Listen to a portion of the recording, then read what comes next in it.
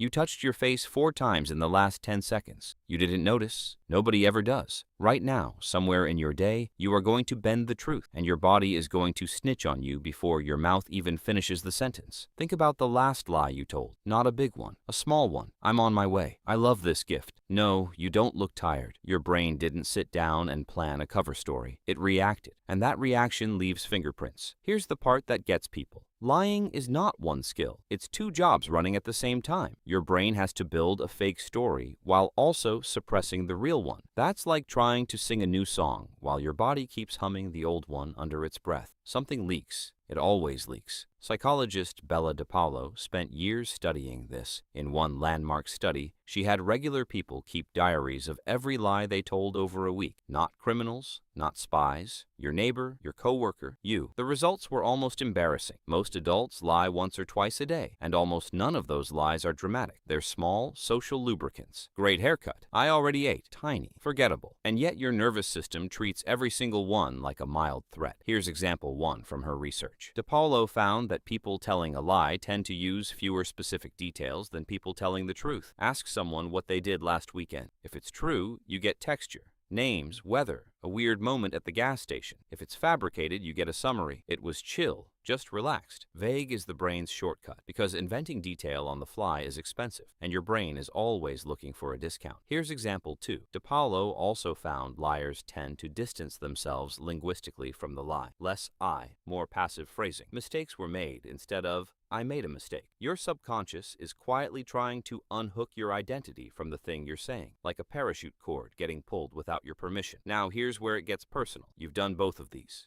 Today, maybe in the last hour, you gave a vague answer to dodge a question, or you slid into passive language to soften a fib, and you thought that was just how you talk. It's not how you talk, it's how you lie. Why would evolution build us this way? Rewind further than office small talk. Rewind past civilization entirely. For most of human history, you lived in small, tight groups where your survival depended on trust. Get caught lying to the tribe, and you didn't get a stern talking to. You got left behind. So your body developed an alarm system independent of your conscious mind. One that fires the moment you deviate from truth, whether you want it to or not. Your ancestors weren't graded on honesty. They were graded on detection. And the ones who could spot a fake story survived to pass on very suspicious genes, straight to you. Which means every awkward pause, every sudden interest in your shoelaces, every time your voice climbs half an octave, that's not a personality flaw. That's a 200,000-year-old security system doing its job a little too well in a world that now requires you to say, I'm fine, roughly 40 times a week. Here's the twist nobody expects. You'd think trained liars would get better at hiding these signals. Mostly they don't. Practice barely improves deception resistance, because the leak isn't a skill issue, it's a wiring issue. You can't smooth out a system that was never designed to be smooth. Even professional poker players still lean on external tools, sunglasses, silence, physical stillness,